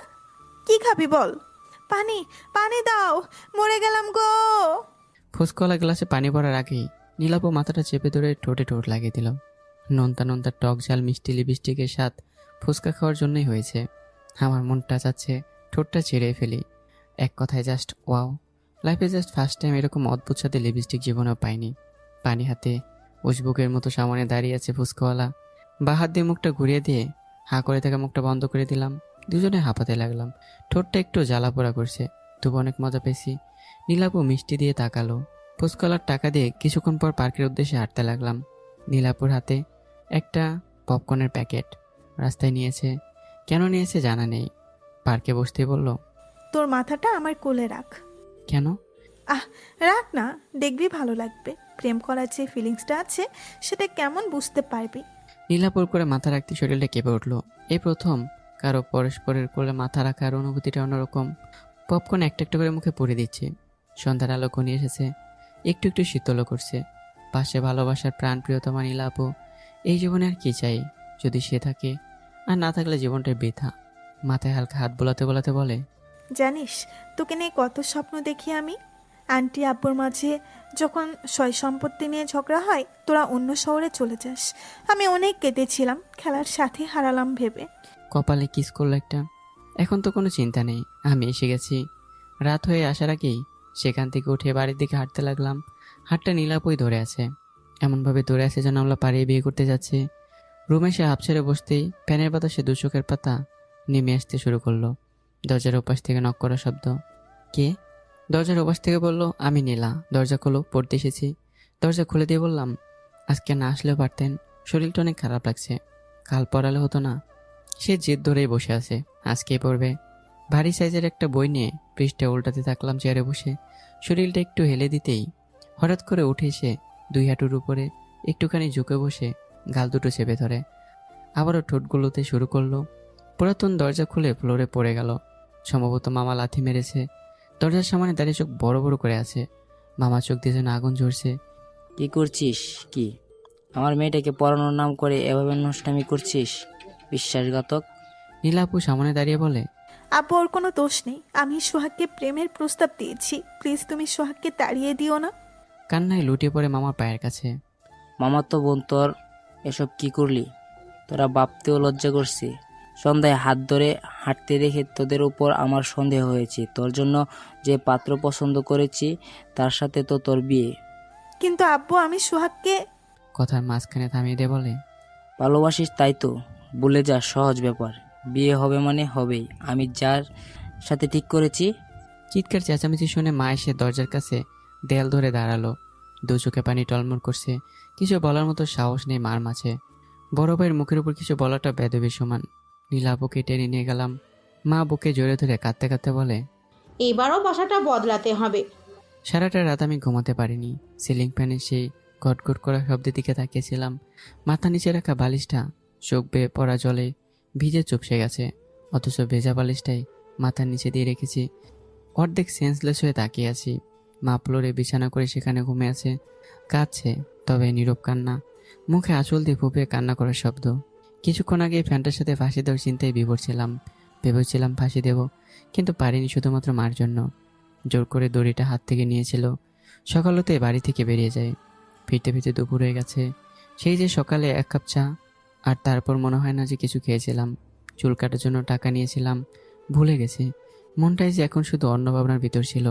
কাঁথাতে শুই সুতা বুনতে বুনতে বলে, চুল কেটে এসেছিস, গোসল করে আয়, খেতে দিচ্ছি। মুখ তুলে তাকালো মা। মার দিকে একবার তাকিয়ে কিছু না বলে দোতলায় চলে এলাম। এখনো মুখ ভর্তি দাঁড়িয়ে সিগারেট, হ্যাঁ সিগারেট লাগিয়েছি। খক খক করে কেশি দিলাম। খাওয়া একটু বেশি হয়ে গেছে হয়তো। বেইমান, সবাই বেইমান। সিগারেটটাও দুঃসময় বেইমানি করছে। সিগারেটের ধোঁয়ায় রুমটা কুয়াশার মতো অন্ধকার হয়ে আসছে। পড়ার টাইম হয়ে আসতেছে, এখনো নীলাপু এলো না কেন? ভুলেই তো গেছি। তার তোর কিছুদিন পরে বিয়ে, লাল বেনারসি শাড়িতে বিয়ে করবে অন্যজনের সাথে। অনেক স্বপ্ন দেখেছিল আমাকে, বিয়ে করলে আমাকেই করবে। আজ তার কথাগুলো সব ছলনাময়ীর সাথে মিলে যাচ্ছে। সবাই কি আমার সঙ্গে অভিনয় করতে পারে? কিন্তু কেন? মেয়েদের দেখেও আজকাল লজ্জায় তাকাই। এইভাবে তারা তাদের ফাঁদে পা দিলে ছলনা ছাড়া কিছুই জোটাবে না। সে হয়তো সংসারের চাপে ভুলেই যাবে আমাকে, কিন্তু আমি কিভাবে বলতে পারবো তাকে? রাবার দিয়ে মুছে ফেলবে তার সব পুরনো স্মৃতিগুলো। শুধু বলতে পারবো না আমি। সন্ধ্যায় গিয়ে ছাদে দাঁড়ালাম, লাইটার দিয়ে সিগারেটে আগুন লাগিয়ে শুকটান দিতে ব্যস্ত দুই ঠোঁট। এমন সময় নীলা আপু। বুকের ভিতরটা কেমন যেন ব্যথায় কষ্ট পাচ্ছে। হয়তো পুরনো স্মৃতি মনে পড়ছে। এই ভর সন্ধ্যায় গোসল করে তলে দিয়ে চুল মুছতে লাগলো। মৃদু সুরে বলল, কেমন আছিস? চোখের নিচে মেয়েটার কালো দাগ পড়ে গেছে। কিন্তু কেন? বিয়ে হচ্ছে, নতুন কাউকে পাবে। রাত জেগে কি ভালোবাসা দেখাতে যাচ্ছে? ঠোঁটের কোণে জ্বলন্তমান মিষ্টি একটা হাসি। মৃদু হেসে পরক্ষণে মুখটা বরাবরের মতো ফ্যাকাশে করে ঘুরে দাঁড়িয়ে সিঁড়িপথ বেয়ে নামতে লাগলাম। বাইরে বসে বসে বেশ কয়েক বোতল মদও খেয়েছিলাম, প্রায় 7 বোতলের মতো। বাড়ির পাশে সে রাস্তায় ময়লার স্তূপে জ্ঞানশূন্য হয়ে পড়েও ছিলাম। রাত তখন 4টা ছুঁই ছুঁই ভাব। এলাকায় কিছু বড় ভাইয়া দরাদরি করে বাড়ি পর্যন্ত পৌঁছে দেয়। নেশা উঠলে রাস্তাগুলো সব ভুলে যায়, কেমন যেন সব উল্টা উল্টা লাগে। স্যান্ডোগেঞ্জ আর লুঙ্গি পরে ঘুমিয়েছিলাম। ঘুমের ভিতরে এক অদ্ভুত রকমের হাসি। সকাল 9টায় ঘুম ভাঙে। ব্রাশ হাতে, মুখ ভর্তি ফেনা নিয়ে দাঁত মাজতে মাজতে ছাদে দাঁড়াতেই চাপা হাসির শব্দ পেলাম। নীলাপু হাসতেছে। একটু রেগে গিয়ে তাকে বললাম, হাসতেছেন কেন? ব্লাউজ আর ছায়া পরে আছিস? খিলখিল করে হেসে দিল। হাসির ভিতরে আমার প্রতি ভালোবাসা খুঁজতে লাগলাম। তার চোখের প্রতিটি পলক, ঠোঁটের কোণে, চেহারার ভাঁজে। নেশার করে কখন যে গেঞ্জির বদলে মার ব্লাউজ পরে ফেলেছি নিজেও জানি না। লজ্জায় মুখ লাল হয়ে গেল। কোনো উত্তর না দিয়ে সিগারেট লাগালাম আরেকটা। নীলাপু কোমরের দুপাশে হাত রেখে রাগি চোখে বলে, তুই আবারও সিগারেট খাচ্ছিস? এবার আর চুপ থাকতে পারলাম না। পাশে চোখ কুঁচকে বললাম, আমি আপনার কি স্বামী নাকি প্রেমিক? অধিকার খাটানোর মতো দায়িত্ব আপনার কাছে নেই। আমার মা যেখানে কিছু বলে না, আপনি কেন অধিকার খাটাচ্ছেন? হ্যাঁ, অধিকার দেখানোর আপনি কে? কথাগুলো নীলাপুর মনে বেশ ভালোভাবে আঘাত করেছে, সেটা তার চোখ দেখে বোঝা যাচ্ছে। সিগারেটে কয়েকটা টান দিতেই সামনের দিকে হাঁটতে লাগলাম। নীলাপু পেছন থেকে চেঁচিয়ে বলে উঠল, সোহাগ, যাস নে, তোর সাথে কিছু কথা আছে। কয়েক সেকেন্ডের জন্য থেমে গিয়ে আবারও সামনের দিকে পা বাড়ালাম। রুমে ঢুকলাম। ঢুকে দেখি মা সব কিছু গোছাচ্ছে। আমাকে দেখে মা বলল, তুই এসে গেছিস? কেন মা, কিছু বলবি কি? তোর যা কিছু আছে গুছিয়ে নিয়ে। কেন মা? আমরা আর এই ভাড়াটে বাসায় থাকবো না। টাকা থাকলে এরকম বাসা অনেক পাবো। চল, আজকেই চলে যাব। এখানে থাকলে তুই নীলাকে ভুলতে পারবি না। না মা, নীলাপুর বিয়ের সব আয়োজন আমি নিজ হাতে করার দায়িত্ব নিয়েছি। কাপুরুষের মতো চলে যাব না। দেখতে দেখতে বিয়ের দিনও চলে এসছে। সকাল থেকে হাড় ভাঙা খাটুনি, রেস্ট নেওয়ার মতো সময় বলতে কিচ্ছু নেই। কারণ দায়িত্বগুলো আমার উপরে সব। মামাকে ইচ্ছে করে দায়িত্ব দিয়েছে নাকি আমাকে আঘাত করার জন্য? মারপিট করলে যতটুকু আঘাত লাগে তার চেয়ে বেশি আঘাত লাগে যখন চোখের সামনে স্বপ্ন হারিয়ে যায়। আমি যখন সবাইকে বুঝিয়ে দিতে ব্যস্ত কিভাবে বিয়ের প্যান্ডেল সাজানো হবে, ঠিক সেই সময় পিছন থেকে মামার কণ্ঠ কানে ভেসে এলো। ভাগ্নে সোহাগ, এদিকে আসো। মুখে অপরন্ত একটা হাসি দোলা খেয়ে যাচ্ছে মামার ঠোঁটের একটা কোণে। মেয়ের বিয়ে, খুশি হবারই কথা। পাশে দাঁড়িয়ে বললাম, মামা কিছু বলবে? ঠোঁটে রাখা সিগারেটটা মুখ থেকে সরিয়ে ফেললাম। তবুও কিছুটা ধোয়া কথাগুলোর সাথে বেরিয়ে যাচ্ছে। মামা আশ্চর্য হয়ে কিছুক্ষণ তাকিয়ে থাকলো। এরকম বেয়াদবের মতো সবার সামনে সিগারেট টানা হয়তো তার মোটেও পছন্দ হয়নি। কেন এবার ভাগ্নের পরিচয় দিলাম এসবই হয়তো ভাবছে। হাজার প্রশ্ন নিয়ে ভাবনার করেছিল মামা। কি হলো মামা, চুপ করে আছেন কেন? এদিকে আবার বিয়ের প্যান্ডেল সাজানো এখনো বাকি। হঠাৎ আমার গলার শব্দে মামা ঘাবড়ে যায়। কানের পিছনে চুলকাতে চুলকাতে বলি, একপাশে বুড়ো কুসকে বলে, ভাগ্নে তুমি সিগারেট খাচ্ছিলে। মৃদু হেসে জবাব দিলাম, মামা আজ খুশির দিন। আর তাছাড়া সিগারেট খাওয়ার বিষয়টা সবাই জানে। কাজের চাপে কখন যে সিগারেট লাগিয়েছি নিজেও জানি না। অবশ্য ঠিকই বলছো। শোনো, নীলাকে তুমিও প্রথম কপালের মাঝ বরাবর টিপ লাগিয়ে দেব। এটা আমি আপু হিসাবে শেষ চাওয়া। কাপা কাপা হাতে লাল বৃত্তের টিপটা দুই বুড়োর মাঝখানে লাগিয়ে দিলাম। নীলাপু চোখের পানি। মামা, আমি একটু বাথরুমে যাই, চোখে কি যেন পড়েছে। সিগারেট টানতে টানতে বাথরুমে ঢুকে গেলাম। চোখে পানিতে নিজেকে কন্ট্রোল করার চেষ্টা করলাম, শুধু একটা দিনের জন্যই। তারপরে বাসা বদলাবো। আর কয়েক ঘন্টা পরে নীলাপুর বিয়ে। সহ্য করতে পারবো না নিজের চোখের সামনে বিয়ে দেখার। রাস্তার মোড়ে বসে সিগারেট খাচ্ছিলাম। হঠাৎ পিছনে কেউ হাঁপাতে হাঁপাতে বলে, সিগারেট পরে খাবি। কথাগুলোর ভেতর অন্যরকম একটা রাগী ভাব, আর কণ্ঠটা খুব চেনা চেনা লাগছে, নীলাপুর কণ্ঠের মতো কিছুটা শুনতে। সিগারেটে কয়েকটা টান দিয়ে মুচকে হাসি দিলাম আর হাঁপ ছেড়ে বললাম, সিগারেটের আজকাল দাম বাড়ার সাথে নেশাও বেড়ে গেছে। নেশার করে নীলাপুর কণ্ঠ শুনছি, কাঁধ ধরে উল্টে করে বসালো। আমি আশ্চর্য হয়ে তাকিয়ে চোখ মুখ ডলে দেখলাম, ভুল দেখছি না তো? হাত ধরে টানতে টানতে হনহনিয়ে সাথে করে নিয়ে চলে যাচ্ছে। হাঁটতে হাঁটতে বলি, আপু আপনার তো বিয়ে, রাস্তায় কি করছেন? মামা জানলে তো আপনার রক্ষা নেই। গদ্ধব, উসবুক, মদন, তোর কি মনে হয় আমি এই বিয়েতে রাজি আছি? সাদের সেদিন কত ডাকলাম, শুনলি না? একটা মেয়ে মানুষ হয়ে বিয়ে বাড়ি থেকে একা পালানো কত কষ্টের জানিস? মানে কিছু না, আমরা দুজনে পালাচ্ছি। তাড়াতাড়ি পা চালা, আমাদের খুঁজতে এলেও প্রায়। হাতটা চেপে ধরে মাঝ রাস্তাতে দাঁড়িয়ে গেলাম। কিছুক্ষণের জন্য কিছু বিশ্বাস করতে পারছিলাম না। পিছনে মামা এলাকার লোকজনে ছুটে আসছে। কি করব ভেবে পাচ্ছি না। ভাবিস ধরা পড়ার ইচ্ছা আছে নাকি? চল, এখনো সময় আছে, পালিয়ে বিয়ে করে নে। কিন্তু মার কি হবে? না, আমি মাকে ছেড়ে এভাবে যেতে পারবো না। আপনি বরং বিয়েটা করেই নিন, সময় এখনো শেষ হয়নি। ওসব তোর চিন্তা করতে হবে না, তোর থেকে আন্টি বেশি ভালো। আমাদের পালাতে অনেক সাহায্য করেছে। আন্টিকে নানু বাড়িতে পাঠিয়ে দিয়েছি। আব্বু নানুকে দেখে ভয় একটু বেশিই করে। চল পালাই। এবার রাগ উঠে গেল। পালার করছেন কেন? খাবো কি? হ্যাঁ, করবো কি? টাকা নাই, খালি হাতে কেউ পালায় নাকি? মাথায় চাটি মেরে, গদ্ধবকে এমনিই বলি তোকে, গায়ে এতগুলো গয়না, সেটা কি তোর চোখে পড়ে না? কানা, ব্যাগেও অনেক টাকা আছে, প্রায় 5 লাখের মতো। বাহ, এবার পালিয়ে হবে মজা। হাতটা চেপে ধরে যতটা পারি জোরে হাঁটার চেষ্টা করছি। শাড়িতে যদিও হাঁটতে অসুবিধা হচ্ছিল। হুট করে একটা চিৎকারের শব্দ। থেমে গিয়ে বললাম, কি হলো পায়ে? হাঁটু ব্যথা করছে? আজকের মতো একটু কষ্ট করো, প্রতিদিন তো পালাতে হবে না। বাবলা গাছের কাঁটা পায়ে ঢুকে গেছে, এখন আমরা পালাবো কিভাবে? মাঝ রাস্তায় বসে ভেবে করে বাচ্চাদের মতো কাঁদতে লাগলো। কোনো কিছু না ভেবে পাঞ্জাবের একটা অংশ ছিঁড়ে কোনোরকম পা বেঁধে তুলেই দৌড়াতে লাগলাম। দৌড়াতে দৌড়াতে বললাম, পায়ে কাঁটা ঢোকার আর সময় পেল না। জুতো পরে আসতে কি হয়েছিল? মুখটা কালো করে বলল, মেকআপ বক্সটা আনতে পারিনি, তাড়াহুড়ায় জুতো কখন পরবো? মেয়েদের এটাই সমস্যা। গলাটা জড়িয়ে ধরে দু হাতে, হায় রে মেয়ে মানুষ এখনো মেকআপ বক্স নিয়ে পড়ে আছে। ওজনের দিক দিয়ে আর বয়সের দিক দিয়ে দুটাতে আমার থেকে বেশি। আপনার ওজন এত কেন? হ্যাঁ আপু, আমি তো হাঁটতেই পারছি না। পাঁচ খোলা করে দৌড়াচ্ছি, মাঝে মাঝে দাঁড়িয়ে লম্বা লম্বা নিঃশ্বাস নিচ্ছি, আবার দৌড়। নীলা চাপা হাসি এসে বলে, তোকে বিয়ে করতে পারবো কি না সেই চিন্তায় বেশি বেশি খেয়ে খেয়ে মোটা হয়ে গেছি। ভেবেছিলাম দৌড়ালে একটু ওজন কমবে, কিন্তু বাবলা গাছের কাঁটা সব প্রাণ পানিতে ভেস্তে দিল। বাহ কি মেয়ে, জীবনে এরকম কখনো দেখেছি না, সন্দেহ আছে। চিন্তায় ভরে বেশি বেশি খায়। হাঁপাতে হাঁপাতেই কোল থেকে নিয়ে নিলাম।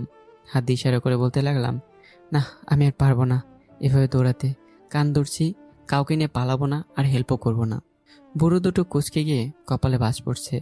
মানে সে আশ্চর্য আমার কথা শুনে, কিন্তু কেন সেটা জানার জন্য একটু আমার আগ্রহ নেই। আমি এখন একটু রেস্ট নিতে চাই। যদি মামা এসে যায় তবুও রেস্টটাকে নেব, তারপর না হয় হয়তো দৌড় দেবো। নীলাপো কাটা ঢোকা পানি এক পায়ে ভর করে দাঁড়িয়ে আছে, তুড়ি বাজিয়ে বলল, তুই না পুরুষ মানুষ, একটা মেয়েকে কোলে তুলে হাতে এতটুকুতেই হাঁপিয়ে গেলি? আপনার কাছে একটু মনে হলো প্রায় 1 ঘন্টা ধরে দৌড়াচ্ছি, আর আপনার ওজন অনেক বেশি। ভুল হয়েছে, কেন যে বড় সিনিয়র আপুর সাথে প্রেম করতে গেলাম। তাহলে এখন আমরা কি করব? হাঁটুতে ভর করে ঝুঁকে থেকে কিছুক্ষণ স্বস্তির নিঃশ্বাস নিয়ে দাঁড়িয়ে হাত ধরলাম। রিক্সাও যাচ্ছে একটা। চাচা মিয়া, বাস স্টপ যাবেন? রিক্সাওয়ালা আমাদের দিকে প্যাডেল মারতে মারতে দাঁড়িয়ে বলল, ভাড়া একটু বেশি দিতে হবে। সে না হয়তো দিব, তাতে সমস্যা নেই, আপনি শুধু একটা হোটেলের ব্যবস্থা করে দিলেই হবে। চাচা মিয়া আমাদের দিকে পা থেকে মাথা পর্যন্ত তাকালো। নীলাপু আমার হাতটা চেপে ধরে পিছনে দাঁড়ালো। ভয় পেয়েছে হয়তো এরকম তাকানো দেখে। আমি বললাম, কি সমস্যা আপনার? ভাড়া দিলেই তোলো নাকি? প্রেমিকাকে নিয়ে হোটেলে মজা করবে? তাহলে কিন্তু আমি নিয়ে যাব না, কারণ আমার এরকম একটা মেয়ে ছিল। চাচা মেয়ে সত্যি কথাটা কি বলবো? আমি যেহেতু চাচা বলে ডেকেছি, বিশ্বাস করুন আমরা দুজন দুজনকে অনেক ভালোবাসি। বিয়ে করার জন্য পালাইছে, তাহলে উঠো, ভাড়া দিতে হবে না। নীলাপু হাতের ভেতর হাত ঢুকিয়ে দিয়ে শাড়ির আঁচলে আমাকে জড়িয়ে দিল। রাত বেশি হয়, শীত শীত ভাব। সিনিয়র আপুদের সাথে প্রেম করে একটা সুবিধা হলো, এটা যত্নশীল একটু বেশি পরিমাণেরই। খাতে মাথা রেখে পাশাপাশি বসা। তখন চাচা মেয়ে বলল, বুঝলে তোমাদের মতো আমার মেয়েটাও একজনকে খুব ভালোবাসতো। হঠাৎ চাচার কথায় আকৃষ্ট হলো মন। নীলাপু নড়ে চড়ে বসলো। কার না ভালো লাগে লাভ স্টোরি শুনতে, যদি সেটা বাস্তব জীবনের হয়। তাহলে তো কথাই নেই। তারপর কি হলো চাচা? গরিব মানুষ ছিলাম, মেয়ে সুন্দর হওয়ায় অনেক কষ্টে যৌতুক দিয়ে মেয়েকে বিয়ে দেওয়ার ব্যবস্থা করি। কিন্তু চাচা হো হো করে কেঁদে দিল। কিন্তু কি চাচা? বিয়ের রাতে আমার মেয়েটা বিষ খেয়ে আত্মহত্যা করে। শুধু ওর মার জন্য বেঁচে আছি, আর তোমাদের মতো ছেলে মেয়েদের সাহায্য করার জন্য মাঝরাত পর্যন্ত রিক্সা চালায়, যদি কেউ বিপদে পড়ে এই ভেবে। নীলার চোখে পানি। বুঝতে পারলাম কাজী অফিসে নামিয়ে দিয়ে নিজে দাঁড়িয়ে থেকে আমাদের বিয়ে করানোর জন্য প্রমাণ হলো।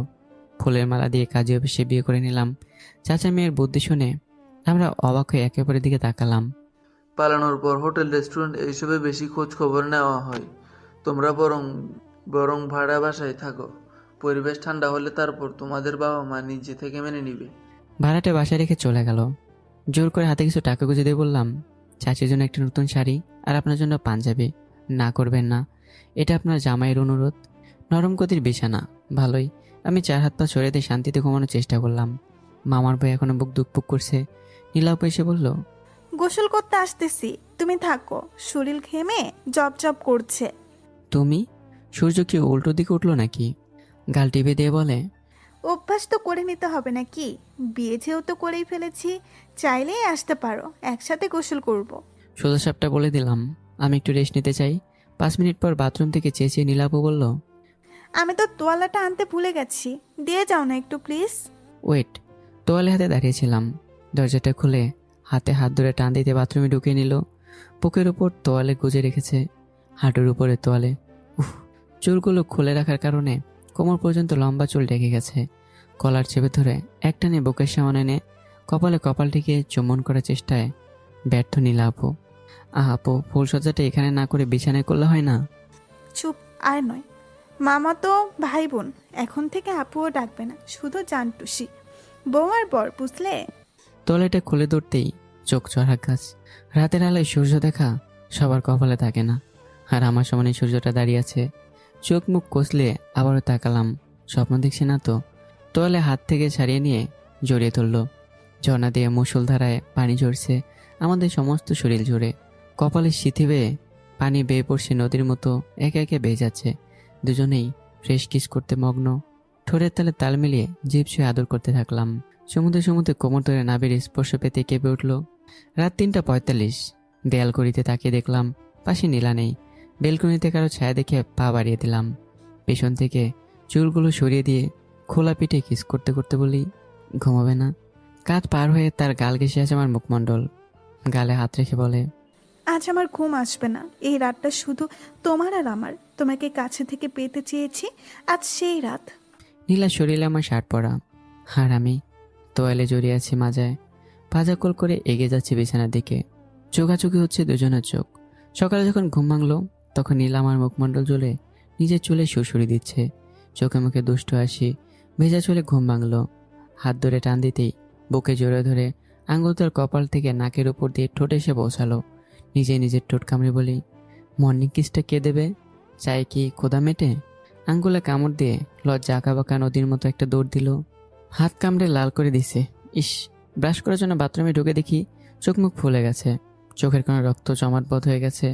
আয়নার সামনে চোখ টেনে টেনে দেখলাম। পাগলি বউ আমার সারা রাত ঘুমোতে দেয়নি। ঘুমালে আবার জাগিয়ে তুলে বলে, ওই ওঠেন, ফুলসজ্জা কি বারবার আসে নাকি? জীবনে একবারই আসে। রাতের কথা ভাবতেই ঠোঁটের কোণে দুষ্ট হাসি খেলে গেল। আচ্ছা, কাল রাতে তো দেখলাম 2টা ব্রাশ, আরেকটা কোথায় গেল? দাঁত কি ব্রাশ দেখে নাকি মাজলেই হলো দাঁত? পরিষ্কার হওয়াটাই বড় কথা, ব্রাশ নয়। গুটি গুটি পায়ে রান্নাঘরের দিকে পা বাড়ালাম। চুলে খোপা বেঁধেছে, হলুদ শাড়ি পরনে, কোমরে পেঁচিয়ে গুজে গুজে নাবির একটুখানি নিচে। সামনাসামনি থাকার সময় নাবির একটু নিচেই শাড়ি বেশি পরে থাকে। Just wow. একটু ঝুঁকে ময়দা মাখছে। শাড়ির আড়াল থেকে স্পষ্ট দেখা যাচ্ছে চিকন কোমরটা। নিজের অজান্তে একটা ঢোক গেলাম। সব পেস্টগুলো বেয়ে পেটে চলে গেছে। হঠাৎ করে কাঁধ থেকে হাত স্লিপ করতে করতে কোমর থেকে নাভির উপর 2 হাতে বুক চেপে ধরি। চমকে গিয়ে ধনুকের মতো কোমর বেঁকে যায়। ময়দা মাখতে মাখতে বলে, তুমিও না? পারো বটে, এভাবে কেউ জড়িয়ে ধরে? ভয় পেয়েছি তো। ধরি তো। এই যে আমি জোরে ধরে আছি। আমাকে আকর্ষণ করার জন্যই তো সব করো নাকি? একটা বিষয় বুঝতেছি না, কাল 2টা ব্রাশ দেখলাম, আজ একটা কেন? এবার ময়দা মাখা রেখে ঘুরে দাঁড়িয়ে তাকালো, চোখে চোখ রেখে, আর গলার দুপাশে হাত রেখে বলে, কেন ফেলে দিছি? ফেলে দিছো মানে? এটা তাহলে কার ব্রাশ? ওয়াক্থু, তোমার ব্রাশ দিয়ে এতক্ষণ দাঁত মাজছিলাম। কপাল থেকে হাতের নরম আঙ্গুল স্লিপ করতে করতে নাক টিপে দিয়ে বলে, কি হয়েছে? এক ব্রাশে ব্রাশ করলে ভালোবাসা পারে জানো না? এখন থেকে জোর এটাই করতে হবে, আমি যা বলবো তাই, বুঝলা?